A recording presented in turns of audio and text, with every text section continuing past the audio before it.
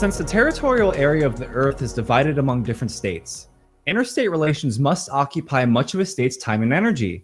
The natural tendency of a state is to expand its power, and externally such expansion takes place by conquest of a territorial area. Unless a territory is stateless or uninhabited, any such expansion involves an inherent conflict of interests between one set of state rulers and another.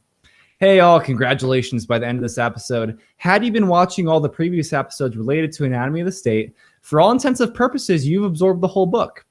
Now, of course, there is a plethora of footnotes you can go back and look through, and I've been linking to the PDF version of the book in case you don't have a physical copy. But for anyone out there listening to this kind of material for the first time, you've taken a huge mental leap. And related to marginal utility and diminishing returns, going from having no knowledge to having some knowledge is a huge step to ultimately what you'll build on from here.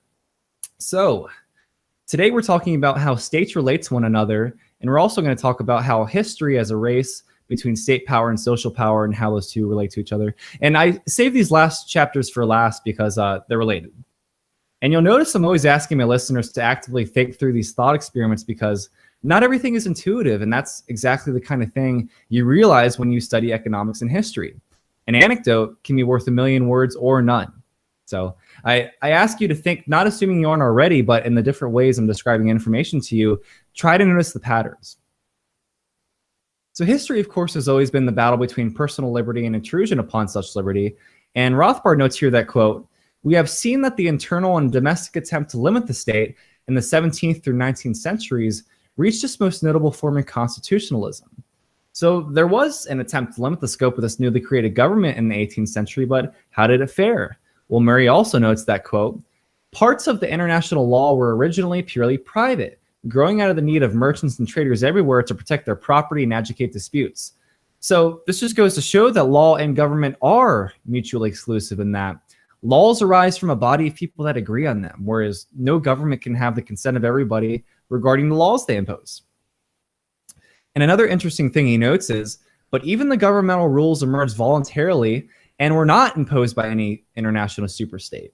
The object of the laws of war was to limit interstate destruction to the state apparatus itself, thereby preserving the innocent civilian public from the slaughter and devastation of war.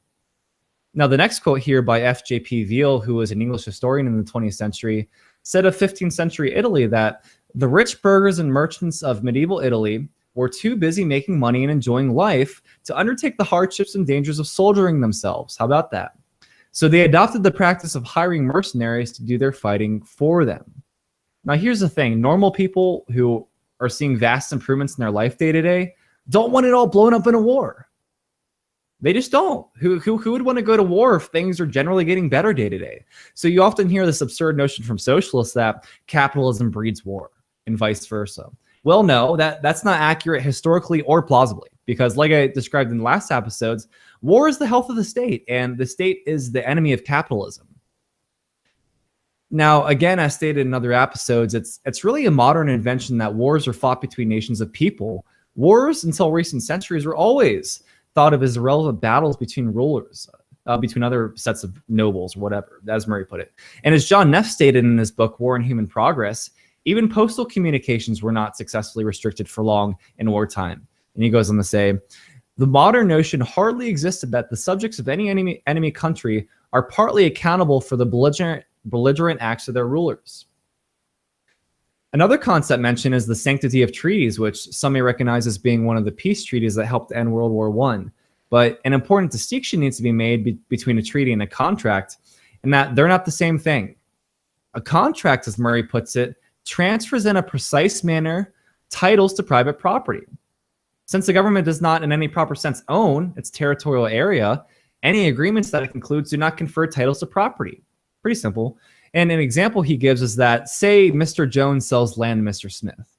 Well, Mr. Jones' offspring can't come around down the line to claim they have a property title to that land.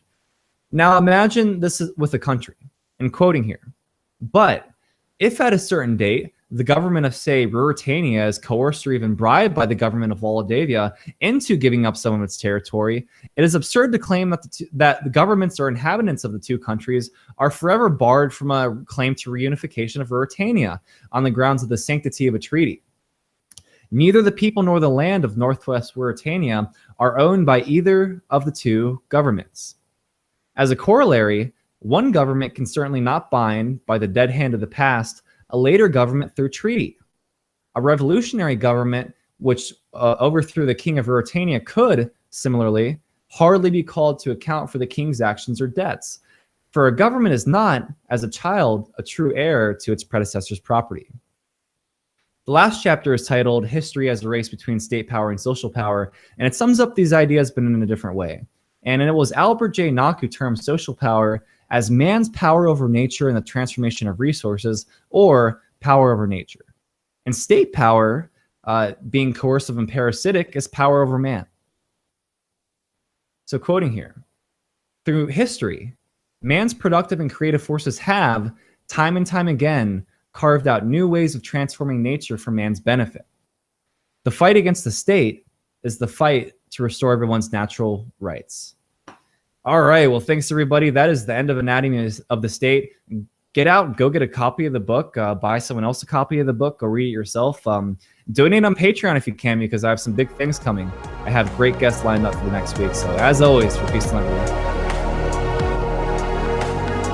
Hey everyone, please like, follow, donate, subscribe, and share. Any donations will be used to reach more people.